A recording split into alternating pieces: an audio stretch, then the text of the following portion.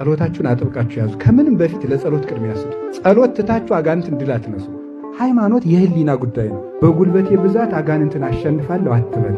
እግዚአብሔር ይዋጋል፣ እግዚአብሔር ያሸንፍልኛል፣ እግዚአብሔር ይገስጽ፣ እኔ አቅም የለኝም ነው የሚባለው። እግዚአብሔርን 7 ሚሊዮን ጊዜ በድለን አባታችን ሆይ በደላችንን ይቅር በለን ስንል ቆይተን 3 ጊዜ በደልን ሰውዬ አይቻልም ማለት ነው። ይሄም ምን ይሉታል? የኃጢአት ለውጥ ነው እንጂ ማንም ሰው በደለኛ ነው።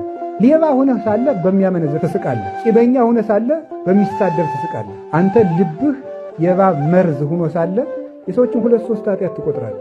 ብቻችን እንደሆነ ሲሰማን፣ ሰው እንደሌለን ሲሰማችሁ ሰው የለኝም ብላችሁ ታስቡ። አንድ እግዚአብሔር ከኛ ጋር ነው። 2 ጠባቂ መልአክ አለ አብሮ ስንተኛ አብሮን የሚሄድ እንኳን ስንተኛ መጸዳጃ ቤት ብንሄድ የማይለኝ። አሁን መንግስት ለአንድ ከተማ የተወሰኑ ፖሊሶችን ይመድባል እንጂ ለአንድ ሰው አንድ ፖሊስ ይመድባል? እግዚአብሔር ግን እንዴት እንዳከበረን ተመልከቱ። ለአንድ ሰው ስንት መልአክ አለ? ለቀን አንድ፣ ለሌሊት አንድ። የማይከዱ የማይሸነግሉ የማይዋሹ ብዙ ባለስልጣናት በጠባቂዎቻቸው ተክደው ሙተው ያውቃሉ። እነዚህ ግን የማይለወጡ ጠባቂዎች ናቸው። ብር የሚሰጣቸው የለ አይቀበሉ፣ በብር አይደለሉ፣ ተጸይፈው አይሸሹ። ሌሊት ተቀን ጠባቂ መልአካችን እዚህ ያቁመን ምን እንደምንሆን ታውቃላችሁ። በዚህ ሁሉ መሃል የማይተውን ጠባቂ መላእክት አሉ።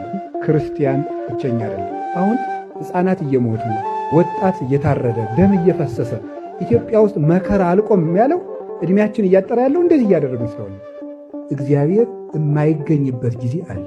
እግዚአብሔርን ታገኙት እንደሆነ በምታገኙት ጊዜ ፈልጉት። እውነት ነው የምነግራችሁ። እድላችን ልናጣው እንችላለን።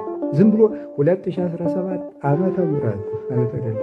ያን ጊዜ ድንግል ማርያም እንኳን ብትሆን አታማልደንም። ተማራችሁም አልተማራችሁም፣ ነገዳችሁም አልነገዳችሁም፣ አገባችሁም መነኮሳችሁም መጀመሪያ ትኩረት ማድረግ ያለብን ጊዜን አጥብቀን መያዝ። አይን እድል ነው ይወላችሁ። የሚጠፋበት ጊዜ አለ፣ የሚፈዝበት ጊዜ አለ፣ ማንበብ የማንችልበት ጊዜ አለ፣ መስማት የማንችልበት ቀን አለ። ነገ ቃለ እግዚአብሔር እንዳሰሙ ጆሮአችሁ ይደናል።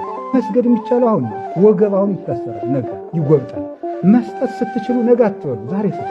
ነገ የምትሰጡት ታጣላችሁ። ገንዘብ ለባዕድ ነው። ገንዘብ ዘመድ አያውቅም። ገንዘብ ጌታውን አያውቅም። ስደተኛ ፍጡር ማለት ገንዘብ ነው። ቤተ ክርስቲያን የምናጣበት ጊዜ አለ። እንገራችሁ፣ ሌላው ቢቀር ቤተ ክርስቲያንን አያሳጣል። እንደ እስራኤል የመቅደስ ያለ አያሰኝም። ከንፈሮችን ሽንገላን ክዳትን አይናገሩ። በውስጥ ሌላ ይዞ በአንደበት ሌላ መሆን፣ ከዳተኛ ለመሆን፣ የልብ ተንኮለኛ አትሁን።